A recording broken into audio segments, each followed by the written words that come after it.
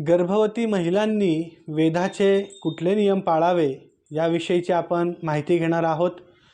तर हे ग्रहण भारतात दिसणार आहे आणि याचे नियम गर्भवती महिलांना सुद्धा पाळणं आवश्यक आहे।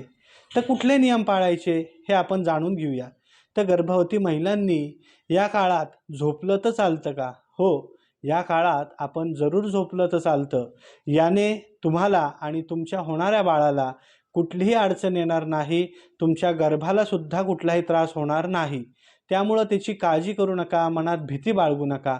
ग्रहण काळामध्ये आपल्याला जर बाथरूमला लागली, आपल्याला वॉशरूमला जावंसं वाटलं, आपल्याला काही मलमूत्र विसर्जन करावंसं वाटलं तर जरूर करावं।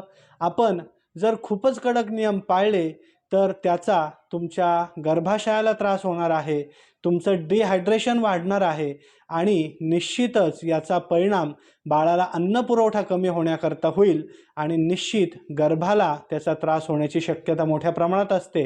त्यामुळे खूप सारे कडक नियम न पाळलेलं जास्त योग्य राहणार आहे।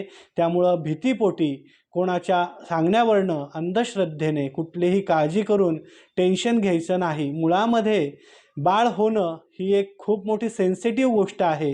गर्भावस्थेमध्ये बाईंना जास्त टेन्शन येत असतं आणि आजूबाजूचे, शेजारचे, घरातले आपल्याला खूप सारे सल्ले देतात। त्यामुळे आपल्याला या काळामध्ये खूप सारी मानसिक भीती आणि टेन्शन निर्माण होत असतं। तर ग्रहण काळामध्ये आपण धार्मिक उपासना करावी, मंत्र साधना करावी, गणपती अथर्वशीर्ष, गणपती स्तोत्र, मारुती स्तोत्र, श्रीराम रक्षा स्तोत्र, या देवी महात्म्य, देवीचं स्तोत्र, ह्या सगळ्या गोष्टी आपण कराव्यात। यांचं वाचन करावं। उपासना मार्गाने काय होणार आहे तर आपलं मानसिक मनोधैर्य वाढणार आहे, टेन्शन कमी होणार आहे आणि मुळामध्ये आपल्या शास्त्रकारांनी सांगितलेलं आहे की ग्रहण काळामध्ये केलेली जी उपासना असते, मंत्रजप असतो, तो आपल्याला दुप्पट पटीने फळं देणारा ठरत असतो। त्यामुळं त्याचाही आपल्याला फायदा करून घ्यायचा आहे। जणू आपल्याला ग्रहण काळामध्ये उपासना करण्याची एक प्रकारची नवीन संधी निर्माण झालेली आहे। या संधीचा आपण सर्वांनी लाभ घ्यायचा आहे, आपल्या बाळालाही त्याचा फायदा करून द्यायचा आहे।